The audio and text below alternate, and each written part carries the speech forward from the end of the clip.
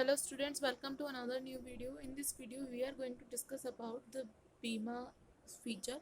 तो लास्ट वाले वीडियो में हमने पढ़ा था बेटा बीमा के परिचय के बारे में। बीमा बेसिकली क्या होता है, बीमा का क्या अर्थ होता है और बीमा क्यों ज़रूरी है। तो पिछले वाले वीडियो को अगर आपने अभी तक नहीं देखा है तो मेक श्योर आप पहले वो वाला वीडियो देखें, उसके बाद में ये वाला वीडियो देखें, तभी आपको समझ में आएगा कि बीमा क्या होता है, उसकी क्या विशेषताएं होती है। तो इस वाले वीडियो में हम पढ़ने वाले हैं बीमा की विशेषताओं के बारे में। तो सबसे पहली विशेषता आती है बीमा की जोखिम से सुरक्षा।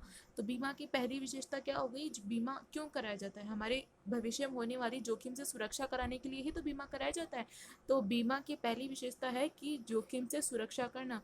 तो बीमा जोखिमों का सशक्त उपाय है। सशक्त उपाय का मतलब जो भी हमारे भविष्य में अनिश्चितता आने वाली है या भी जो भी कोई जोखिम आने वाली है, उससे बचाव का एकमात्र क्या उपाय हो जाता है, हमारे पास बीमा हो जाता है। तो जीवन में व्याप्त सभी अनिश्चितताओं से व्यक्ति को चिंता मुक्त करता है। चिंता मुक्त क्यों करता है, क्योंकि हमें अगर पता चल जाए कि हमारे साथ भविष्य में क्या होने वाला है और उसके लिए हम आज से ही पैसा इकट्ठा करना स्टार्ट कर दे तो हमारी चिंता खत्म हो जाएगी। या फिर हम उस पैसे को कोई इन्वेस्ट करना स्टार्ट कर दे तो कभी हमारे साथ कोई लॉस हो या फिर हमारे साथ कोई रिस्क हो जाए या कोई इवेंट ऐसा जो अनवांटेड है, अनचाहा कोई इवेंट हो जाए, तो उस समय बीमा कंपनी क्या करती है, हमें पैसा दे देती है। तो हम यहाँ आके क्या हो जाते हैं, चिंता मुक्त हो जाते हैं। ये जोखिम जीवन, स्वास्थ्य, अधिकार, वित्तीय साधन, संपत्तियों से संबंधित हो सकती है। तो जोखिम किसी भी तरीके की हो सकती है, चाहे आपसे लाइफ से रिलेटेड हो, चाहे आपकी हेल्थ से रिलेटेड हो, चाहे आपके राइट से रिलेटेड हो, या वित्तीय साधन, मान लो आपके पास भविष्य में पैसे की कमी आ जाए, उसके लिए अगर आपने बीमा करा रखा हो, तो ये किसी भी तरीके की आपकी, या फिर संपत्ति की किसी भी तरीके की आपकी जोखिम हो सकती है। मान लो कोई दुर्घटना हो जाए और आपने दुर्घटना बीमा करा रखा है, तो आपको उस दुर्घटना के पैसे बीमा कंपनी द्वारा दे दिए जाएंगे। अतः इन सभी जोखिम से सुरक्षा का एकमात्र उपाय क्या हो जाता है, बीमा हो जाता है। तो पहली तो हमारी कैरेक्टरिस्टिक समझ में आ गई कि बीमा क्या है, हमारी जोखिम से सुरक्षा का एक उपाय है। नेक्स्ट आती है जोखिम को फैलाने का एक तरीका। फैलाना, इट डजेंट मीन कि आप अपनी जोखिम को चारों तरफ फैला दे रहे हैं। फैलाने का मतलब आपने अपने रिस्क को, अपने जोखिम को बांट लिया है, उसको डिवाइड कर दिया है। बांटने का मतलब आप, अगर आपकी कोई जोखिम है, आपको पता है कि हमारा भविष्य अनिश्चित है, कुछ भी हो सकता है भविष्य के अंदर, तो हमने उसके लिए आज से ही पैसा इकट्ठा करना स्टार्ट कर दिया। तो जब वो जोखिम हमारी होगी, जिस समय वो हमारे साथ घटना घटेगी, उस समय हमें वित्तीय सहायता बीमा द्वारा प्रदान कर दी जाती है। ठीक है। तो बीमा में सहकारिता की भावना के आधार पर एक सबके लिए और सब एक के लिए कार्य किया जाता है। एक सबके लिए मतलब जो इंश्योरेंस कंपनी है वो सबके लिए है, और जो सब लोग हैं वो किसके लिए है, बीमा कंपनी के लिए। तो इसका क्या आधार हो जाता है, बीमा की भावना क्या हो जाती है कि एक सबके लिए, मतलब एक बीमा कंपनी है वो सभी के लिए काम करेगी, चाहे कितने भी तरीके की, कितने भी आदमी हो, चाहे 100 जने हो, उनको भी बीमा दिया जाएगा, चाहे एक बंदा हो उसको भी बीमा कराया जाएगा। और सब एक के लिए मतलब 100 जने भी एक कंपनी को ही रिस्पॉन्सिबल होंगे। तो एक सबके लिए और सब एक के लिए भावना पर काम करती है। समान प्रकार की जोखिम से घिरे व्यक्तियों को एकत्रित कर एक कोष का निर्माण किया जाता है ताकि एक व्यक्ति की जोखिम समस्त सदस्यों में बांट दी जाए। अब 100 तरीके के लोग हैं, उन्होंने अगर दुर्घटना बीमा करा रखा है तो उनको क्या किया जाएगा, इकट्ठा किया जाएगा और एक कोष का निर्माण कर दिया जाएगा कि जो दुर्घटना से रिलेटेड जितना भी पैसा है वो किसी एक पर्टिकुलर, एक निश्चित कोष के अंदर रखा जाएगा। ठीक है। ताकि क्या होगा कि एक व्यक्ति की जो जोखिम है, अब 100 व्यक्तियों का बीमा कराया है, इसका मतलब ये नहीं कि 100 को एक साथ ही दुर्घटना होगी, ये तो जरूरी नहीं है ना। तो 100 में से मान लो अगर किसी 2 व्यक्तियों को अगर दुर्घटना हो जाती है तो वो 98 जो लोग होते हैं वो उनको पैसा दे देते हैं। उसी तरीके से जब 100 में से 5 लोगों को अगर कोई दुर्घटना हो जाती है तो बाकी बचे हुए 95 लोगों का पैसा उन 5 लोगों की दुर्घटना में लगा दिया जाता है। तो इस तरीके से उन्होंने जोखिम बांट रखी है। आपका पैसा कहीं नहीं जाता है, पैसा आप ही को मिलता है, लेकिन वो आपका सिक्योर रहता है, आपका पैसा सुरक्षित रहता है। ठीक है। वह किसी एक सदस्य को जोखिम उत्पन्न होने पर उस कोष से सदस्य विशेष को भुगतान कर दिया जाता है, जैसा कि मैंने बताया। तो अगर किसी एक को जोखिम होगी तो उसका भुगतान उसे कर तो ये हो गया जोखिम को फैलाने का तरीका। फैलाने का मतलब हमने जोखिम को आपस में बांट लिया है, ठीक है। नेक्स्ट हमारी बात आती है कि बीमा एक कॉन्ट्रैक्ट है, एक बीमा एक क्या है, अनुबंध है। तो बीमा में वैधानिकता का गुण होने से ये एक वैध अनुबंध है। वैध का मतलब ये लीगल है, ये एक लीगल कॉन्ट्रैक्ट है, वैध अनुबंध है। इसमें कोई भी काम अवैध नहीं हो रहा, गैर कानूनी कोई काम नहीं हो रहा होता है। इसमें सब काम कैसे हो रहे होते हैं, लीगल काम हो रहे होते हैं। तो इसलिए क्या हो जाता है, कॉन्ट्रैक्ट हो जाता है। इसमें बीमित द्वारा बीमाकर्ता को प्रस्ताव दिया जाता है। क्या दिया जाता है, बीमित क्या करता है, बीमाकर्ता। बीमाकर्ता कौन होता है, जो हमें बीमा बेचता है या जो हमारा बीमा करता है उसे हम बीमाकर्ता कहते हैं। बीमित कौन होता है, जिसने बीमा को खरीदा है या फिर जिसका बीमा कराया गया है, वो बीमित होता है, ठीक है। तो बीमित द्वारा बीमाकर्ता को प्रस्ताव दिया जाता है, वह बीमाकर्ता द्वारा स्वीकृति दे देने पर निश्चित प्रतिफल के बदले दोनों के मध्य एक वैध अनुबंध निर्मित होता है। प्रतिफल जिसको हम क्या कहते हैं, प्रतिफल जिसे हम प्रीमियम कहते हैं। हम पहले पढ़ चुके हैं प्रीमियम क्या चीज़ होती है। प्रीमियम का मतलब होता है कि आपके जो जोखिम है उसको बांटने के बदले में बीमा कंपनी एक प्रतिफल लेती है, छोटा छोटा भुगतान लेती है, जिसे हम प्रीमियम कहते हैं। तो इस प्रीमियम का भुगतान आपको साल में 2 बार भी करना हो सकता है या 3 बार भी, किसी भी तरीके से। वो आपके ऊपर डिपेंड करता है, बीमा कंपनी पे डिपेंड करता है कि आपको कितना प्रीमियम और कितनी कितनी अवधि के अंतराल में लेना है। तो ठीक है, तो निश्चित प्रतिफल के बदले दोनों के मध्य क्या होता है, एक वैध अनुबंध बन जाता है। वैध अनुबंध बन जाता है तो इसमें एक निश्चित घटना के घटित होने पर बीमाकर्ता उसकी हानि की पूर्ति करने का वचन देता है। मान लो मैंने एक्सीडेंट इंश्योरेंस कराया और इसके बदले में मैं हर महीने 100 रुपये दे रही हूँ, और 2 साल बाद में अगर मेरा एक्सीडेंट हो जाता है तो बीमा कंपनी क्या करेगी, जितना भी मैंने प्रीमियम दिया है प्लस उसमें इंटरेस्ट को ऐड करके मुझे एक्सीडेंट के टाइम पे पेमेंट कर देगी, ठीक है। तो ये बात हो गई कि बीमा एक अनुबंध होता है जिसमें 2 पार्टी होती है, एक तो होता है बीमित और एक होता है बीमाकर्ता।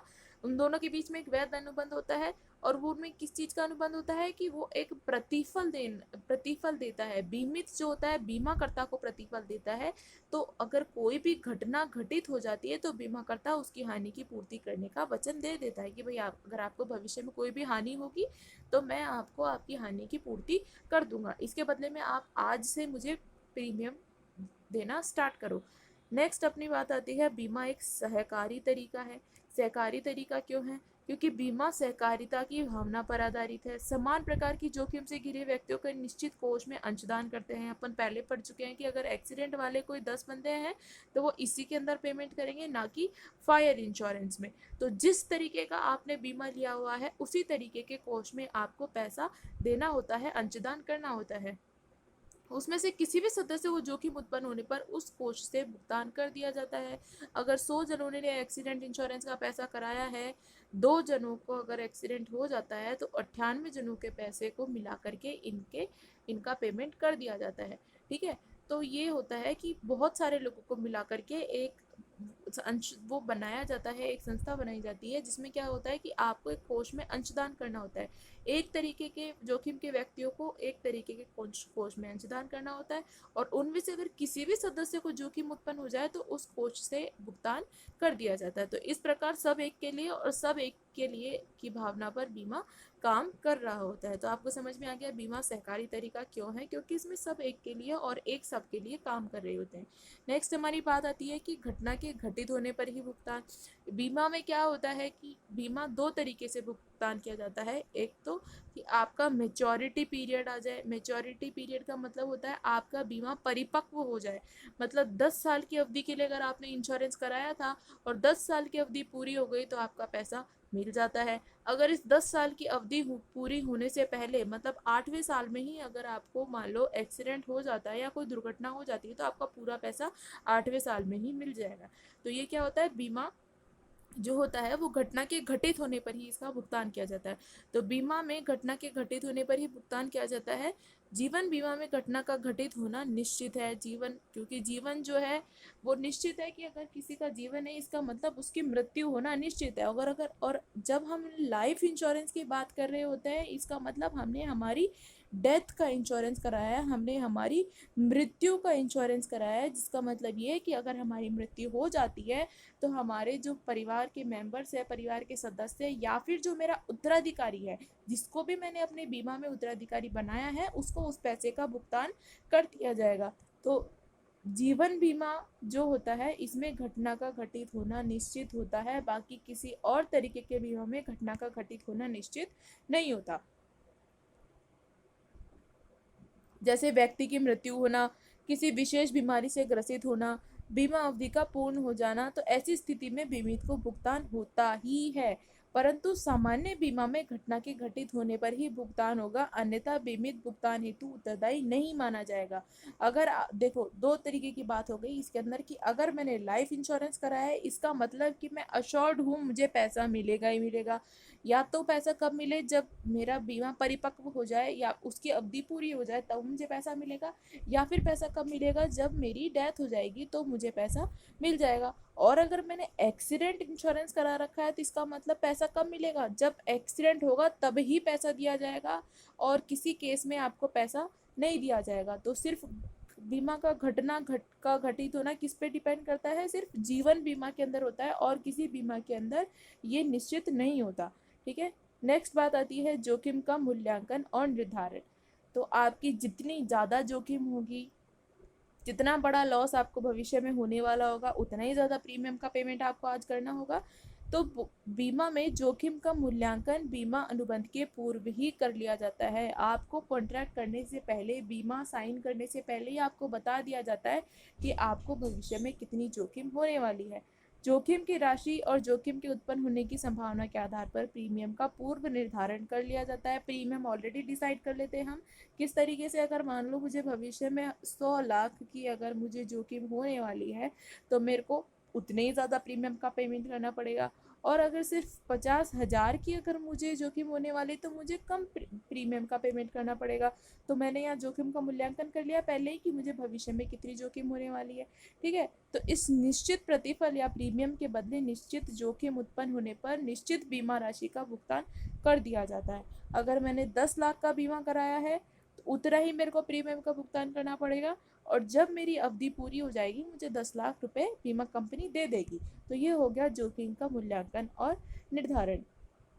नेक्स्ट चीज़ आती है हमारी, इसका व्यापक क्षेत्र होता है, बहुत बड़ा, बहुत अच्छा स्कोप है बीमा का।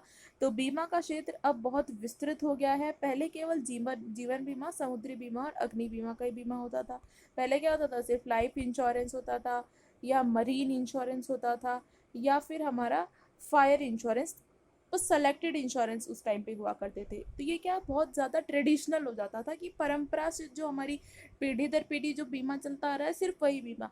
अब क्या है, अब हर चीज़ का इंश्योरेंस है। अब मेडिकल का भी इंश्योरेंस होने लग गया, अब हेल्थ का भी इंश्योरेंस होने लग गया, अब एक्सीडेंट का भी इंश्योरेंस होने लग गया, अब आपका लेट्स सी कोई चोरी हो जाए तो चोरी का भी इंश्योरेंस होने लग गया। तो हर छोटी छोटी बातों का भी आजकल इंश्योरेंस हो जाता है। ठीक है, तो अब परंपरागत जोखिम के साथ गैर परंपरागत जोखिम का भी बीमा किया जाता है। परंपरागत जोखिम मतलब जो हमने डिसाइड कर रखी भाई ये जोखिम तो हो ही सकती है, उसके अलावा हमने ऐसी बहुत सारी जोखिमों का भी बीमा किया है जिसके बारे में हम आइडिया भी नहीं लगा सकते। मतलब कुछ भी अनिश्चितता हो सकती है हमारे भविष्य में। ऐसा जरूरी थोड़ी कि भाई एक्सीडेंट ही हो, या जरूरी नहीं है कि सिर्फ आग ही लगे, ऐसा कोई जरूरी नहीं है। कुछ भी तरीके की अनिश्चितता हो सकती है। तो उस हर अनिश्चितता को पूरा करने के लिए हम क्या कराते हैं, बीमा करा रहे हैं। इसलिए बीमा का क्षेत्र अब व्यापक हो गया है, बहुत बड़ा क्षेत्र हो गया है अब इसका। अब विविध बीमा का क्षेत्र बहुत व्यापक हो गया है।